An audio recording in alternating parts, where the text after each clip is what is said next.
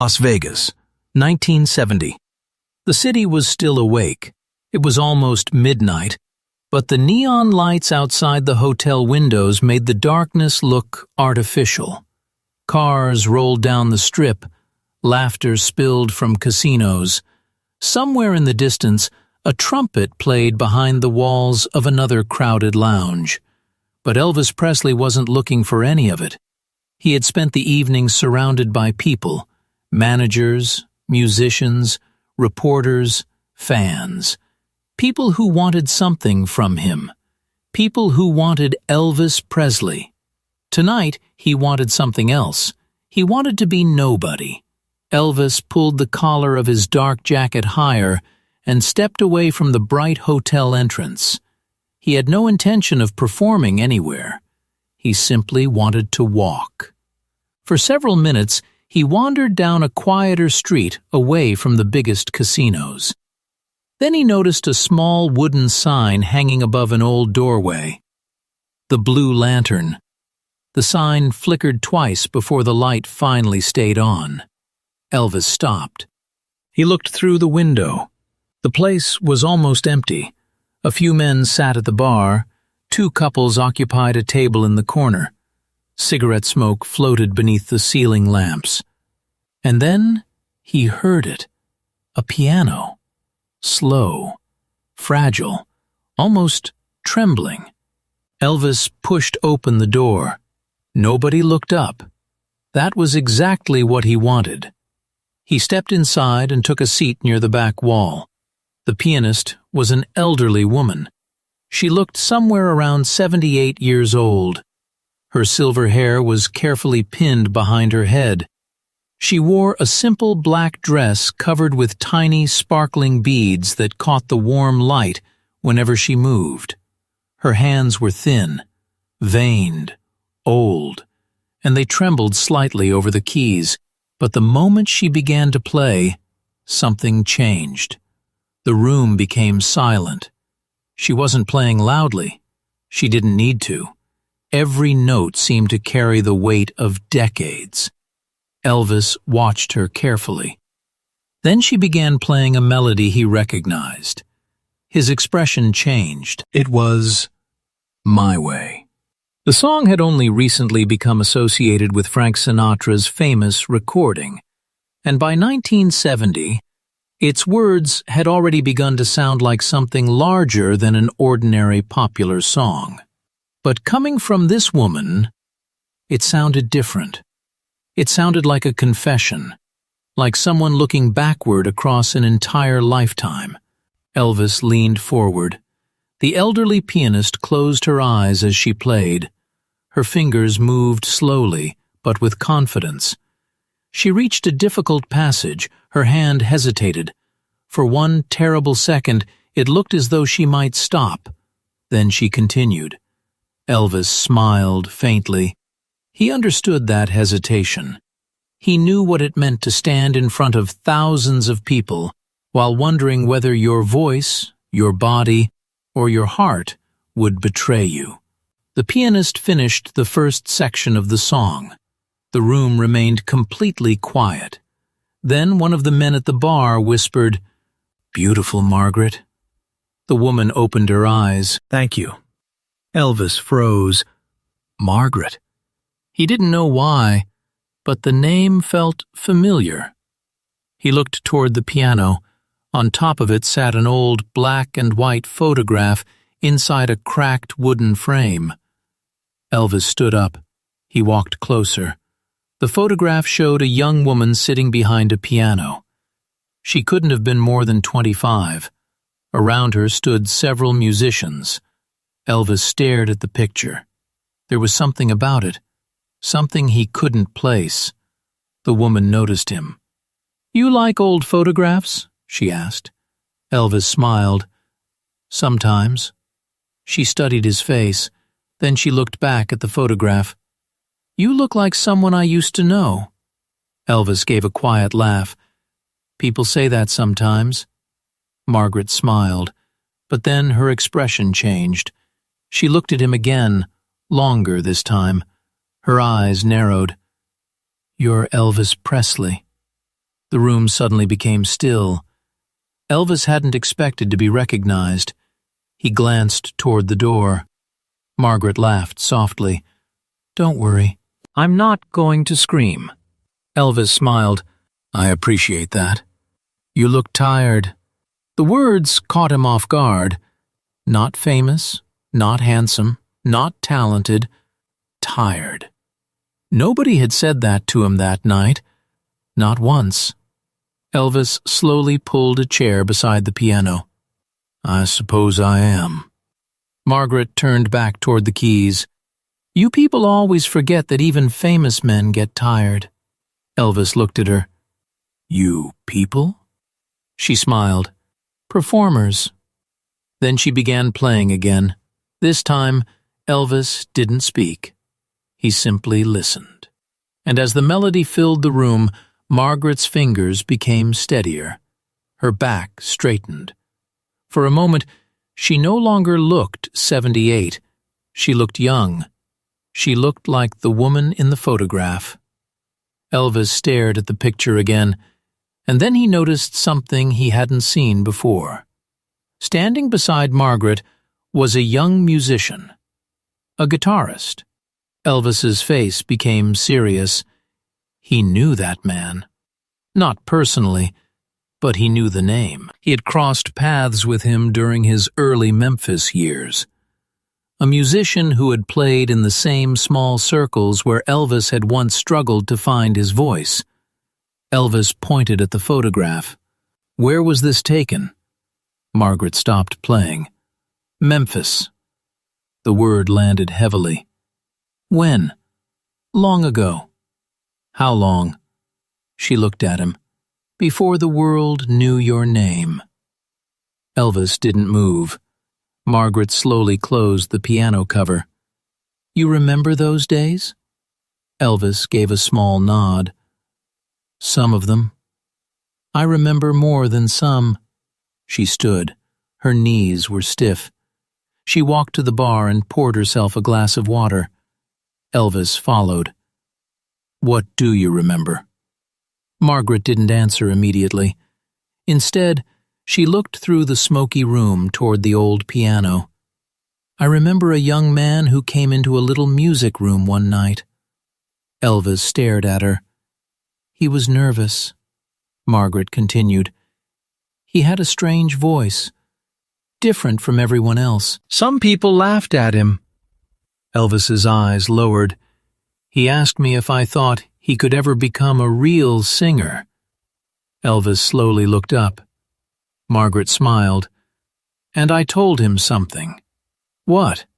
"I told him that if he could keep his heart while the world tried to take it from him, he might become something special." Elvis stopped breathing for a second. The memory was buried deep, very deep. A small room, a piano, a younger version of himself, the feeling of being uncertain, the feeling of desperately wanting someone to believe in him. He looked at Margaret. "Wait." His voice became quieter. "Were you there?" Margaret didn't answer. Elvis stepped closer. "You're that woman." She smiled. "Now you remember."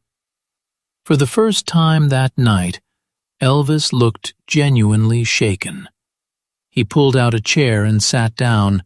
His eyes remained fixed on her. "I haven't thought about that night in years." "I knew you wouldn't."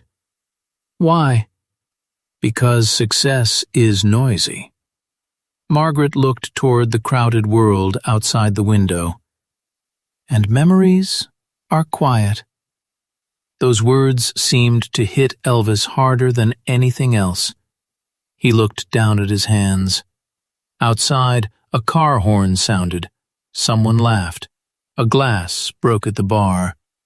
But around Elvis, everything felt strangely distant. Margaret returned to the piano. Then she said, "Sit." Elvis looked up. "Why?" "I want to finish the song." She began playing My Way again. This time Elvis didn't sit in the back. He sat beside her. The first notes filled the room, and as Margaret played, Elvis realized something that frightened him. The song wasn't reminding him of the man he had become. It was reminding him of the boy he had been. The boy who had nothing. The boy who only wanted one person to believe that his voice mattered. Margaret's fingers moved across the keys. Elvis watched them. Then he whispered, "You remember everything."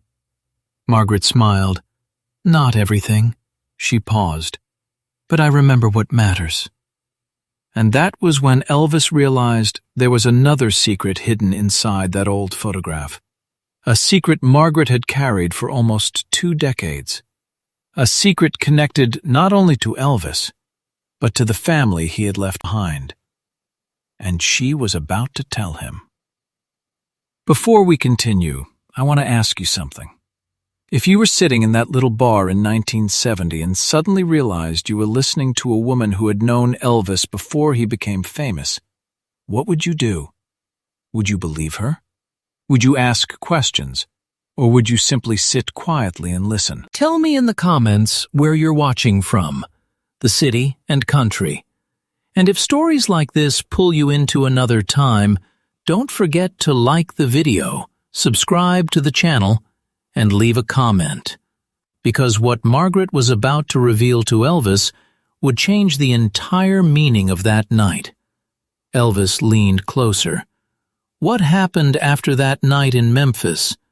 Margaret looked at him. Her smile disappeared. "That," she said softly, "is the part you've forgotten." The piano keys were silent, and for the first time since he walked through the door, Elvis was afraid to hear the answer. Elvis leaned forward. What happened after that night in Memphis? Margaret looked at him for several seconds. Her hands rested motionless on the piano keys.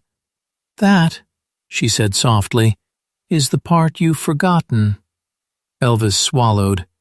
He had spent years learning how to face thousands of people without fear. He could walk onto a stage beneath blinding lights. He could stand in front of screaming crowds. He could face reporters asking questions about his private life. But somehow, sitting in that tiny bar across from an elderly woman, he felt more vulnerable than he had in years. "What did I forget?" he asked. Margaret took a slow breath. "You came back the next evening." Elvis frowned. "I did?" "Yes." "I don't remember." "You wouldn't," she smiled sadly. "You were worried about your mother." Elvis's expression changed immediately. "Mother?" Margaret nodded. "She had been having a difficult time. You were trying to become a musician, but you were also trying to take care of your family." Elvis looked toward the floor. Those memories were painful. His mother had always been the center of his world. Even after fame arrived, he had never completely escaped the feeling that he needed to protect her. Margaret continued, "You told me you wanted to leave Memphis someday." Elvis gave a quiet laugh. "I said that?" "You said you wanted to see the world." He smiled faintly. "I suppose I did." "You also said something else." "What?" Margaret looked directly into his eyes. "You said you were afraid." Elvis's smile disappeared. "What was I afraid of?" "That you would become someone your mother wouldn't recognize." Silence. The words hung between them. Elvis stared at Margaret. He had no memory of saying that, but somehow he believed her. Margaret walked toward the old photograph. She lifted it carefully from the piano. "You were young," she said. "You didn't know what fame would cost." Elvis looked at the picture. "I didn't think fame would cost anything." Margaret smiled. "That's what every young person thinks." She placed the photograph back on the piano. "Then you asked me a strange question." "What question?" "You asked me what happens when a person gets everything he ever wanted." Elvis laughed softly. "And what did you say?" I said, "Then he has to discover what he actually wanted." Elvis lowered his eyes. For a moment, neither spoke. Then Margaret sat down again. "But that wasn't the most important thing you told me." Elvis looked up. "What was?" "You told me that if you ever became famous, you wanted to come back." Elvis stared at her. "I promised that." "You promised." A strange sadness appeared in Margaret's eyes. "I waited." Elvis looked confused. "For what?" "For you." The room became silent. Margaret's voice trembled. "You never came back." Elvis didn't know what to say. He looked toward the door. For the first time, the little bar felt much smaller. "How long did you wait?" Margaret smiled. "Long enough." "That doesn't answer the question." She looked at him. 18 years. Elvis froze. 18 years. He had spent 18 years becoming Elvis Presley. Records, movies, television, concerts, millions of dollars, millions of fans. But somewhere in Memphis, an old promise had been waiting for him. And he had forgotten. Elvis stood up. "Why didn't you find me?" Margaret shook her head. "Because you weren't supposed to find me." "That doesn't make sense." "It will." She walked to a small wooden cabinet beside the piano. From inside she removed an old envelope. It was yellow with age. The corners were worn. Elvis watched her closely. "What is that?" "Something I kept." She handed it to him. Elvis took the envelope. His name was written on the front. Elvis, nothing else. His fingers trembled slightly. He looked at Margaret. "You wrote this?" "No." "Who did?" "You did." Elvis's eyes widened. He opened the envelope. Inside was a folded piece of paper. He slowly unfolded it. The handwriting was unmistakably young. His handwriting. He read the first line. Then he stopped. His breathing changed. Margaret watched him. "What does it say?" Elvis didn't answer. He read it again. The letter was short. It had been written by a young Elvis many years earlier. He had apparently written it on a night when he wasn't sure whether his dream of becoming a singer would ever come true. The final sentence was what broke him. "If I ever make it, I don't want to forget the people who believed in me when nobody else did." Elvis closed his eyes. His hand covered his mouth. For several seconds, he couldn't speak. Margaret looked away. She gave him the privacy he needed. Finally, Elvis whispered, "I wrote this?" "Yes." "I don't remember." "You weren't supposed to remember the words." She looked back at him. "You were supposed to remember the feeling." Elvis folded the letter carefully. Then he asked, "Why did you keep it?" Margaret smiled. "Because you asked me to." "When?" "That same night." Elvis looked at her. "You said, 'If I ever forget who I am, give this back to me.'" Elvis stared at the letter. His eyes became wet. Outside the bar, the city continued moving. People were gambling, drinking, laughing, celebrating. Nobody knew that Elvis Presley was sitting in a tiny room holding a piece of his own forgotten past. Then Margaret said something that changed everything. "There is one more thing." Elvis looked up. "What?" "You weren't the only one who made a promise that night." Margaret walked back toward the piano. "I made one too." "To whom?" "To your mother." Elvis's face became serious. "What did you promise my mother?" Margaret hesitated.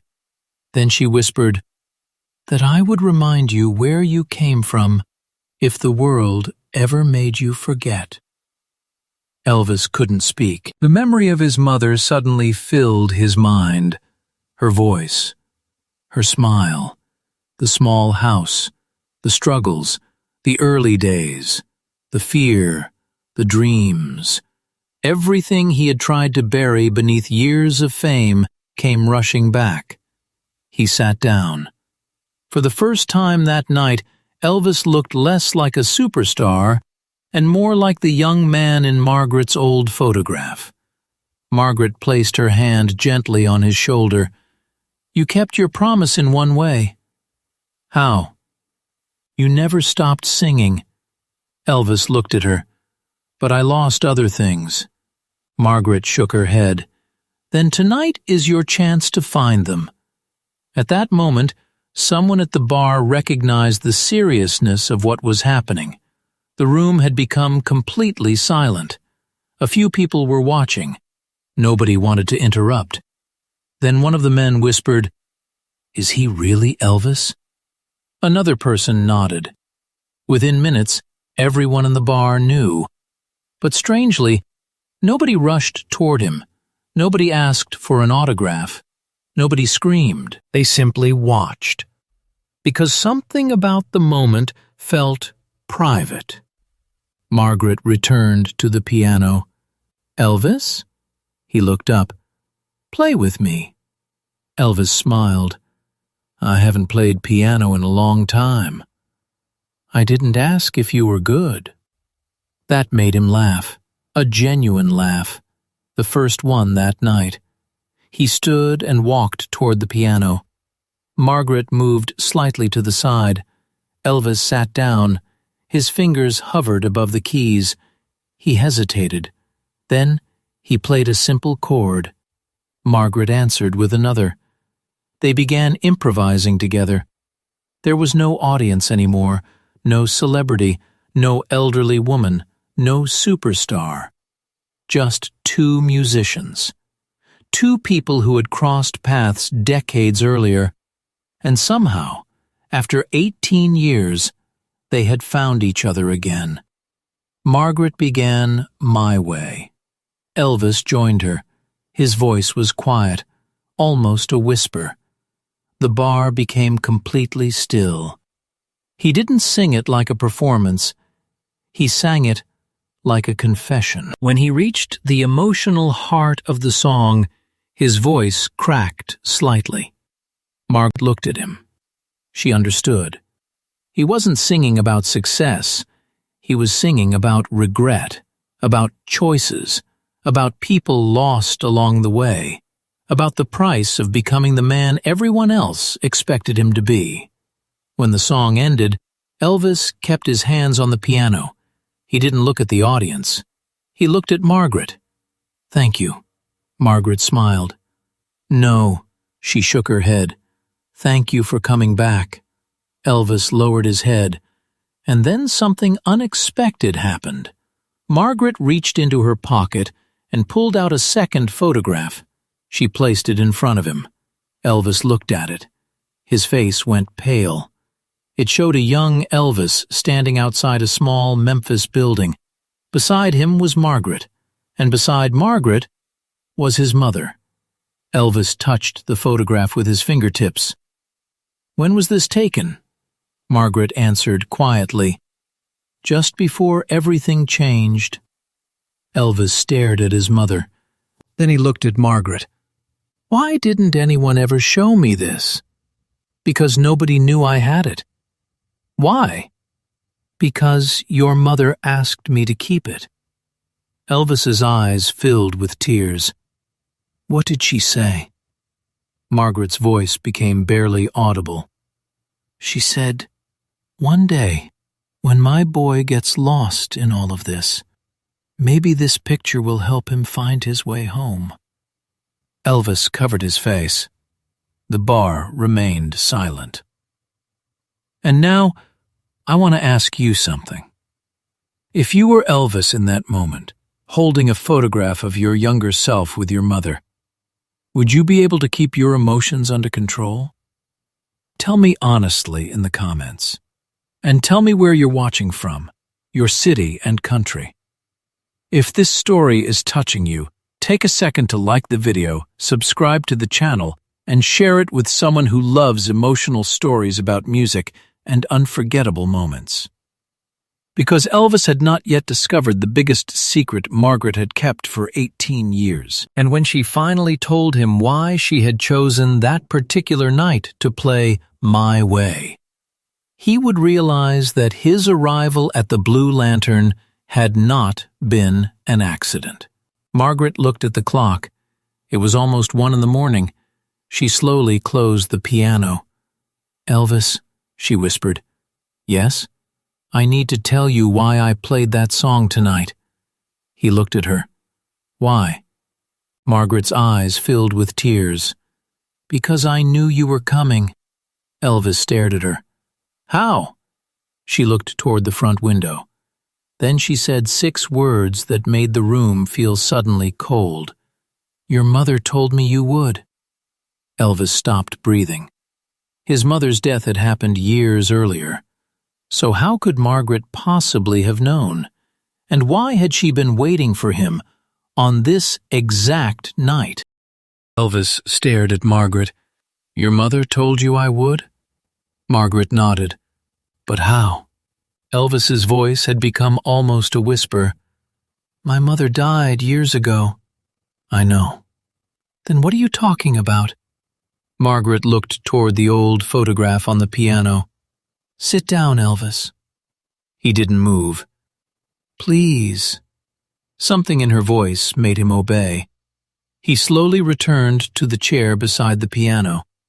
Margaret sat across from him. For several seconds, she said nothing.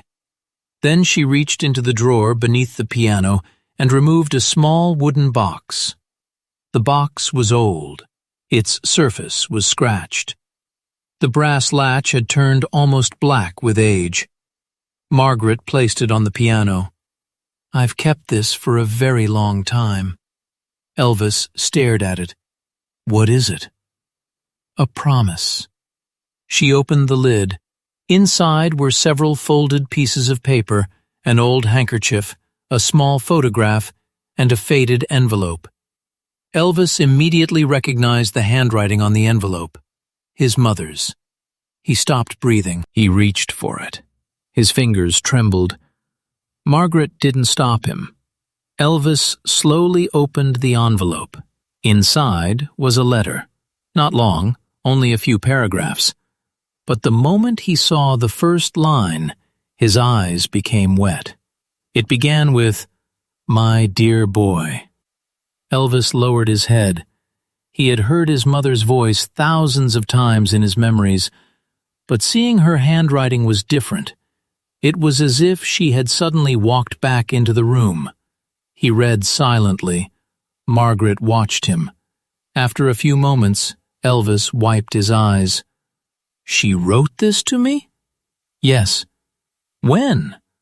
"Not long before she became ill." Elvis looked at the letter again. "Why didn't I ever see it?" "She didn't want you to see it then." "Why?" Margaret took a breath. "Because she knew you were becoming famous." Elvis looked confused. "She was proud of you," Margaret said. "But she was also afraid."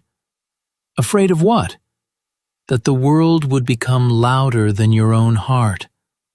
Elvis looked down. Those words hurt, because somewhere inside, he knew they were true. His mother had always worried about him, not because she doubted his talent, because she knew how quickly the world could change a person. Margaret continued. "She asked me to keep the letter." "Why you?" "Because she trusted me." Elvis folded the paper. "What did she want me to know?" Margaret's eyes softened. "She wanted you to remember that before anyone called you a star, you were simply her boy."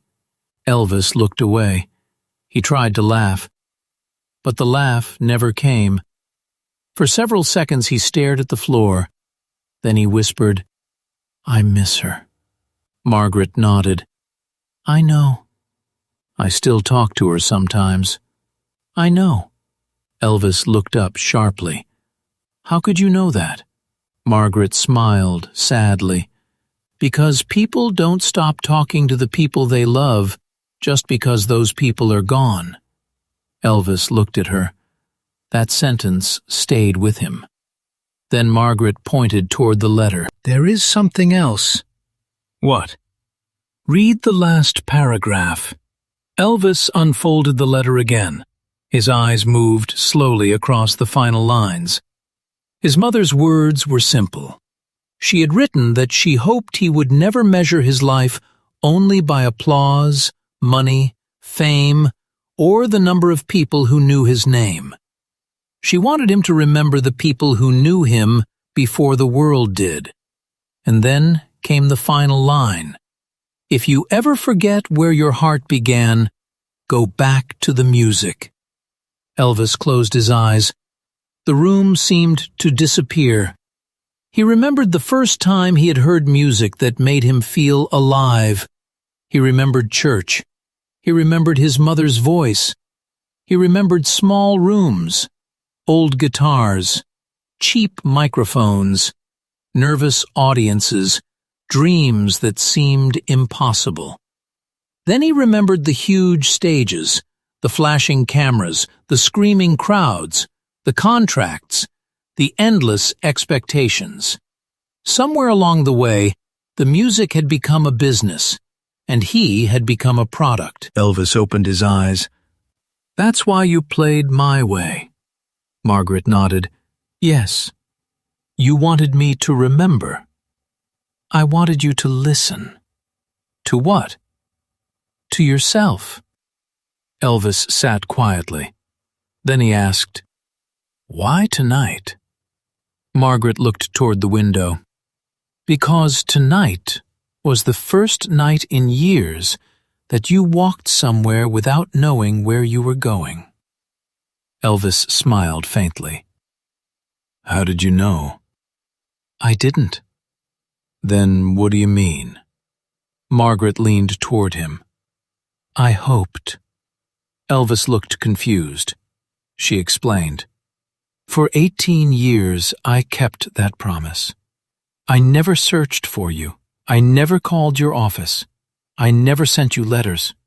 I never tried to become part of your life. Why? Because I knew that if you ever came back, it had to be because you wanted to. Elvis looked at her. And tonight? Tonight, you walked through that door yourself. The words struck him. Maybe it really was an accident. Maybe it wasn't. Maybe some part of him had been searching for this place without knowing it. Elvis stood. He walked toward the old photograph again. He picked it up. The younger version of himself stared back, hair darker, face thinner, eyes full of uncertainty. Elvis smiled sadly. I barely recognize him. Margaret stood beside him. I do. You do? Yes. She pointed at the young man in the photograph. He was frightened. Elvis nodded. He was ambitious. Another nod. He was stubborn. Elvis laughed softly. That sounds familiar. And he loved music. The smile disappeared from Elvis's face. Margaret continued. That part never changed. Elvis stared at the photograph. Then he said, Maybe that's the problem. What? Maybe I've spent so much time trying to become the man everyone expects that I forgot what the boy wanted. Margaret looked at him. What did he want? Elvis thought for a moment. Then he answered, To make people feel something. Margaret smiled. Then you haven't failed. Elvis looked at her. You think so? I know so. At that moment, someone near the bar quietly began clapping. One person, then another. Soon, the entire room joined. Elvis turned around. The people weren't cheering like fans. They were applauding like witnesses. They had just watched something deeply personal. Elvis looked uncomfortable. He wasn't used to applause that didn't demand anything from him. Margaret smiled. "Go on." "Go where?" "Give them what they came for." Elvis laughed. "I didn't come here to perform." "Neither did I." She sat down at the piano. "That's why it might be the best performance you've ever given." Elvis stared at her. Then he smiled. He slowly removed his jacket. The room became completely silent. Margaret placed her fingers over the keys. "What do you want to sing?" Elvis thought. Then he looked at the piano. "Something old." Margaret nodded. "What kind of old?" "Something from Memphis." Her eyes brightened, and together they began playing.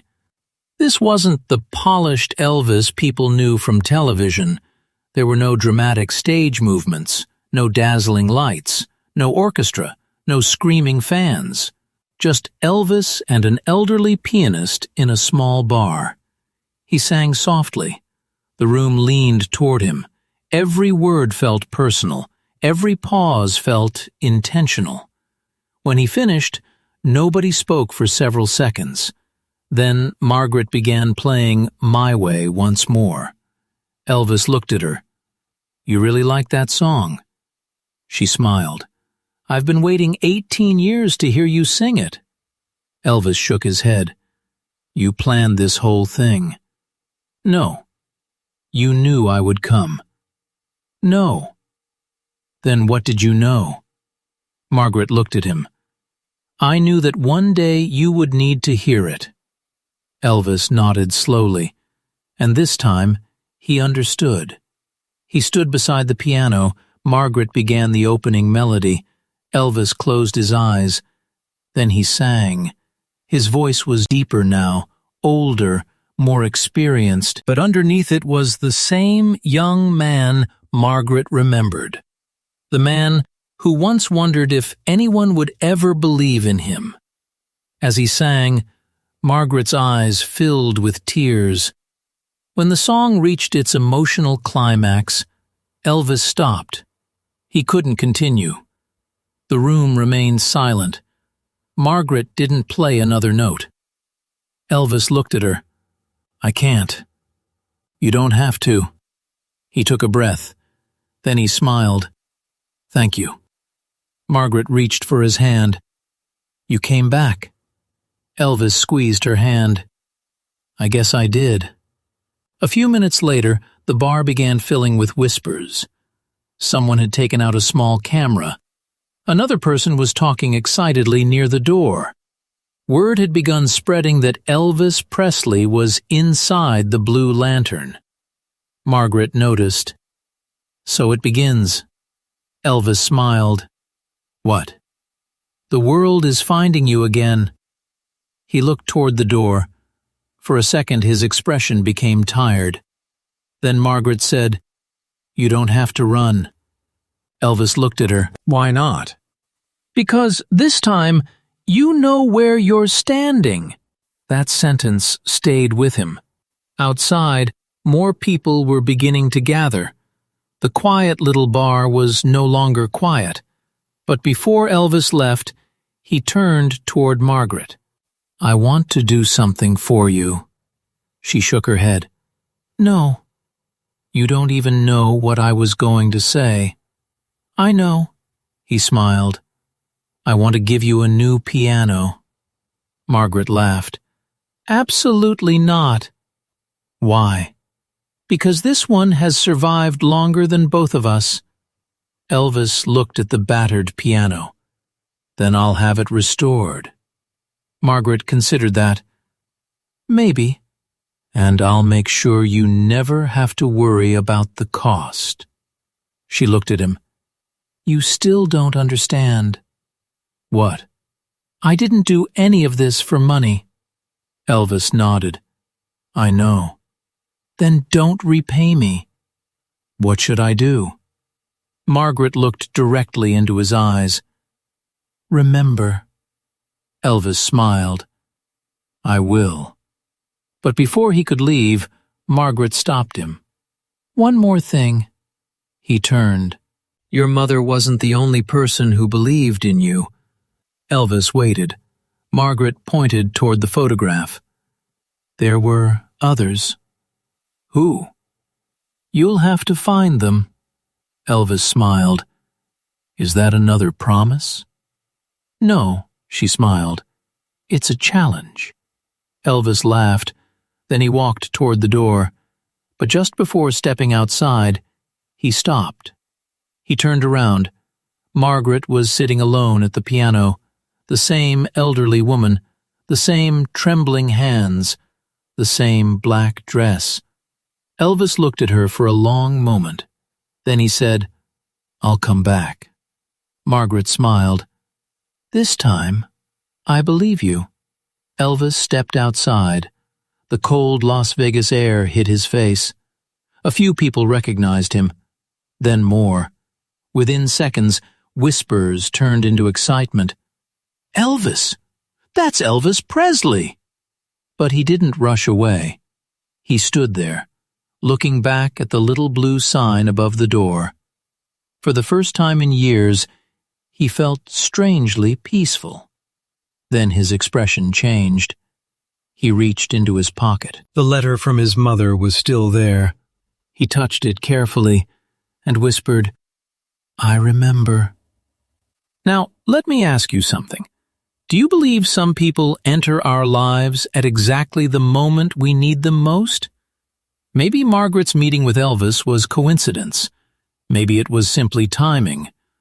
Or maybe some memories really do wait for us until we're finally ready to hear them. Tell me what you think in the comments. And don't forget to tell me where you're watching from, your city and country. If this story has touched you, hit the like button, subscribe to the channel, and stay with us, because the final moments of this night would become the one thing Elvis would never forget.